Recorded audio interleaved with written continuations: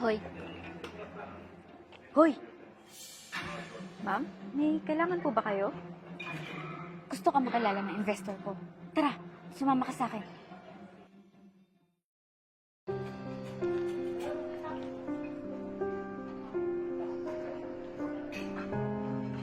Stupid! Bulag ka ba, ha? Hindi mo ba ako nakikita? Sorry po, ma'am. Jamie? Mika? Dito ka nagtatrabaho? Halos hindi kita nakilala. Yung dating muse at bida-bida nung high school, isa na lang waiter ngayon? Akala ko ba matalino ka, ha? Anong nangyari sa'yo? Bakit dito ka na lang bumagsak? Di lang siguro ako pinalad. Ikaw, kamusta ka? Hinahanap na kita Di ko alam na sa Amerika ka na pala. Tsaka, buti nakabalik ka na. Kailan ka pa nakauwi? Well, yeah. Nakapagtrabaho ako sa Amerika. Kaya nakaipon ako at saka nakapagtayo ako ng negosyo. Actually, I'm here to meet my investors. Wait.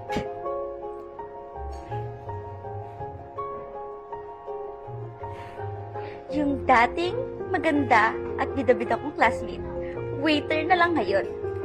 Post. Anong ginagawa mo, Mika? Ba't mo in-upload yan? Well, para makita ng mga classmate natin na yung muse at matalino nating classmate noon ay waiter na lang ngayon. Hindi mo naman na siguro kailangan pang gawin yan, Mika. Don't tell me what to do. By the way, nagpa-reserve ako ng table dito. At ikaw ang gusto kong magsaserve sa akin. I want to show you how successful am I. Don't worry, mag-iwan ako ng tip for you. Sige, Mika. Don't call me Mika. Kaibigan ba kita, ha? Sige po, ma'am. Dali mo na ako sa table ko.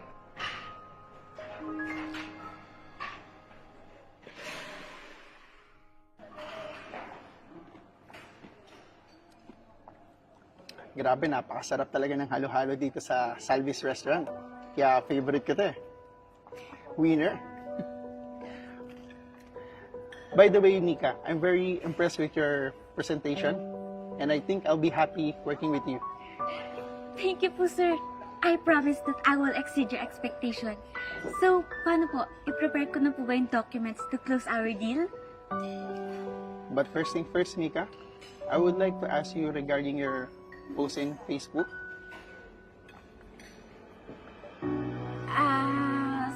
Sir...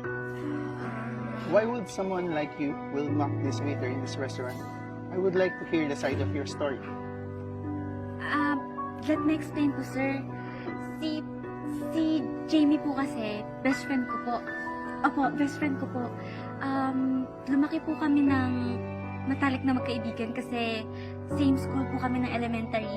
Tsaka malapit din po yung bahay namin sa isa't isa. Okay then, prove it to me. I want you to call her and tell me more about the story of your friendship. Okay po, sir. Susunod po.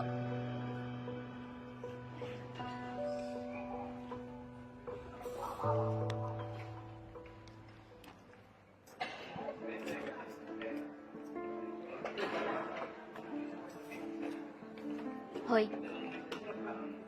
Hoy! Ma'am, may kailangan po ba kayo?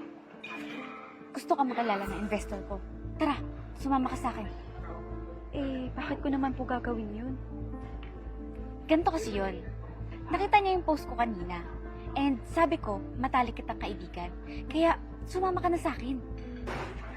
Bakit ko naman po gagawin yun? Diba sabi niyo hindi tayo magkaibigan? Ma'am? Oh, sige, ito pera. Sa'yo na. Tulungan mo na ako, please. Parang awa mo na. Pag hindi ko to nakuha, malulugi yung negosyo ko. Sige. Didelete ko na rin yung post ko kanina. Oh, ayan. Okay na? Ano? Mapayag ka na ba? Sige na. Papayag na ako. Tara na. Huwag mo akong ilalaglag, ha? Kung di, lagot ka sa akin.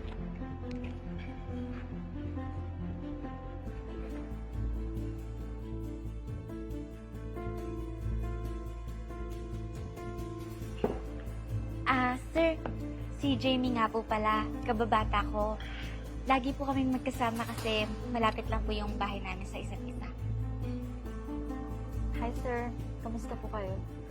I'm good. I'm glad na may kaibigan pala si Mika na kagaya mo. Even she's already a businesswoman, may time pa rin siya makapag-banding sa mga kaibigan niya. So what's your story and how you ended up here? Actually, sir, yung totoo po niyan, wala po akong kaibigan. Kundi si Mika lang po. Bali po, since elementary hanggang high school, magkaklase na po kami ni Mika. Kaya lahat naman po ng favorite niya, alam ko po. Tsaka lahat ng problema niya, kasama ko po siya. Pero yun nga po, hanggang sa nag-college, graduate po kami, nagkahiwalay po kami ng landas. Until one day po, na-diagnose ng cancer yung father ko. Napaon po ako sa utang.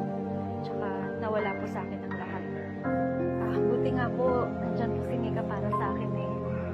Kahit po nasa Amerika siya, tinutulungan niya po ako para makapagpadala ng pera. Tsaka namayan po sa depression ko. Kaya sobrang thankful po ako dito kay Mika, sir. Sobrang bait po nito. Mika, thank you so much siya kasi nandyan ka lagi para sa akin. You're welcome. I love you, Bes.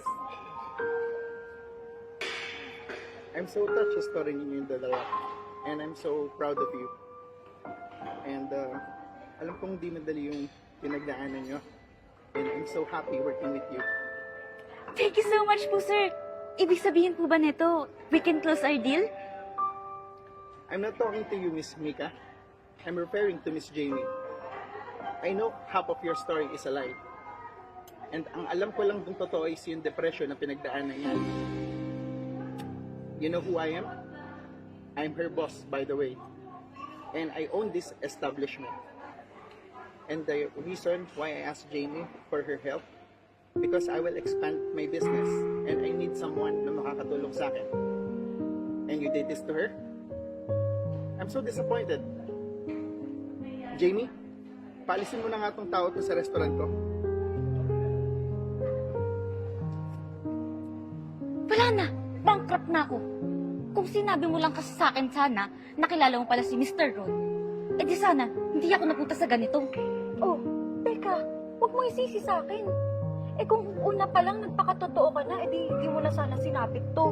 At saka ikaw na nga yung tinutulungan ko, ginaganito mo pa ako. Alam mo, siguro mas kailangan mo tong pera. Good luck na lang sa'yo, Mika.